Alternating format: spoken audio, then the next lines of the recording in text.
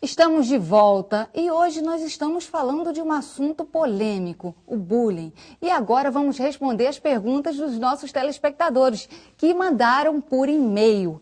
Eu começo com o Dr. Rubens.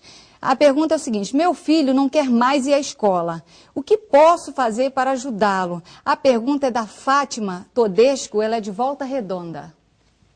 Muito bem, Fátima, eu acho que a primeira coisa que você tem que fazer é conversar com seu filho. É saber quais os motivos que ele está elencando, né, para não ir à escola.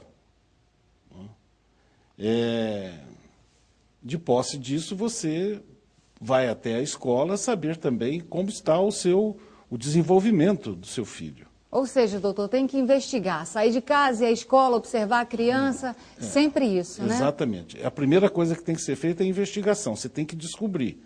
Porque não adianta querer falar assim, não, ele está calado dentro de casa, está sem motivação e já procurar tratamento. Primeiro você tem que saber. Isso dá até uma importância para a criança, que os pais comecem a querer saber como está a vida dele, né? Muito bem. Agora o doutor Marlon, a Camila Fernanda de Barra Mansa, ela pergunta o seguinte, que a justiça, qual o primeiro passo que ela deve tomar para procurar a justiça? Ela tem que fazer o quê? Uma situação Camila, de bullying. Essa questão é uma questão de fundo eminentemente social.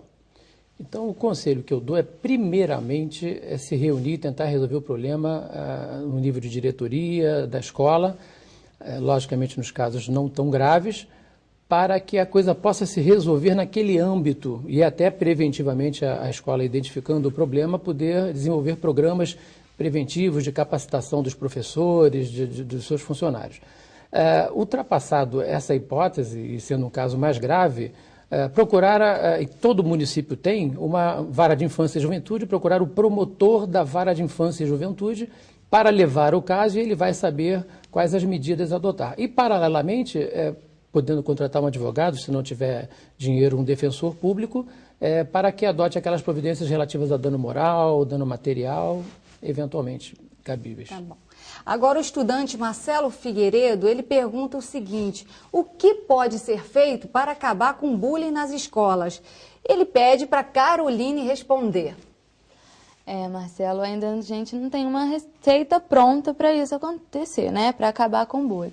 O que acontece é que cerca de 1 milhão de crianças, eles sofrem algum tipo de violência nas escolas no dia de hoje. Tá? Isso em todo o mundo, é um dado do mundo todo. E nenhum país está imune ao bullying. Então, o que acontece? Nós temos que buscar estratégia, nós temos que unir esforços para tentar, se não combater, diminuir, né, o número de atingidos. Agora tem uma outra pergunta para o doutor Marlon, que diz o seguinte, né? Seria uma boa estratégia criar uma lei que defenda aqueles que sofrem de bullying? Quem pergunta é o Damasceno Nogueira, ele é de Barra Mansa. Damasceno, como eu disse, já existem previsões de forma indireta para essa conduta do bullying. Mas a ideia de se criar uma norma específica, introduzindo no Estatuto da Criança e do Adolescente, no Código Penal, não seria má, porque o bullying tem uma característica específica, que é a repetitividade e o desequilíbrio de poder entre o agressor e a vítima que se sente intimidada. Então, sobre esse aspecto, seria interessante. É importante, eu tenho uma outra pergunta aqui do Odilon Marcelino, ele é de Angra dos Reis, nós já falamos disso, mas vamos repetir para você entender melhor, Odilon. Qual a importância dos pais estabelecerem uma relação direta com as escolas? Para você, Caroline. É de extrema importância.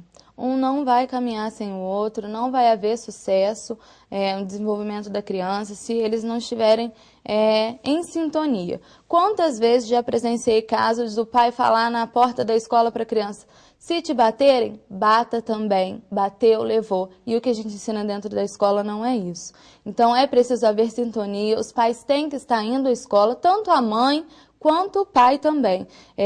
Antes era um papel que era mais visado da mãe. A mãe tinha que acompanhar a criança na escola. Não, o pai também tem que acompanhar, a obrigação dos dois.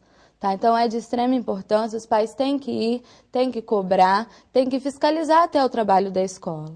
E a escola precisa saber que pode contar com os pais também. Agora, o Pedro Soares, de Paraty, ele coloca uma situação bem interessante, doutor Rubens. Ele diz o seguinte, que ele já foi vítima dessa situação de bullying na adolescência, né? E por isso se tornou um adulto que não consegue estudar mais. Ele pergunta o seguinte, o que eu posso fazer para amenizar isso? Imagina, uma criança que sofreu, hoje adulta, não consegue fazer uma faculdade. Esse é uma das consequências do bullying, né? Quer dizer, essa limitação que ele cria no indivíduo, né? Esse rapaz, provavelmente, ele vai ter que fazer um tratamento psiquiátrico, principalmente, né? Uma psicoterapia, para rever os valores dele, né? Rever essa autoestima dele. Inclusive, ele diz que nunca mais voltou à escola. Exatamente, né? Aquilo criou um ambiente hostil para ele, né? Ele fugiu mesmo, né? Então eu penso que ele deveria passar por um trabalho aí de uma psicoterapia, de uma orientação psicológica, no sentido dele melhorar a autoestima dele e, já adulto hoje, buscar outras formas de estabelecer um contato aí com o mundo, melhorar a questão do trabalho dele, o social dele e tudo mais, né? Bem, doutor Rubens, eu quero agradecer a sua presença aqui no nosso programa. Caroline, muito obrigada. Doutor Marlon, muito obrigado por suas orientações. Bom, o programa Bem-Estar chegou ao fim, mas no próximo domingo a gente se encontra.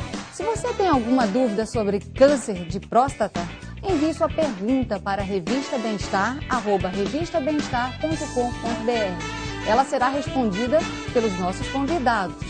E lembre-se, diga não à violência e sim ao amor, ao respeito ao ser humano. Tenha um ótimo domingo. Tchau!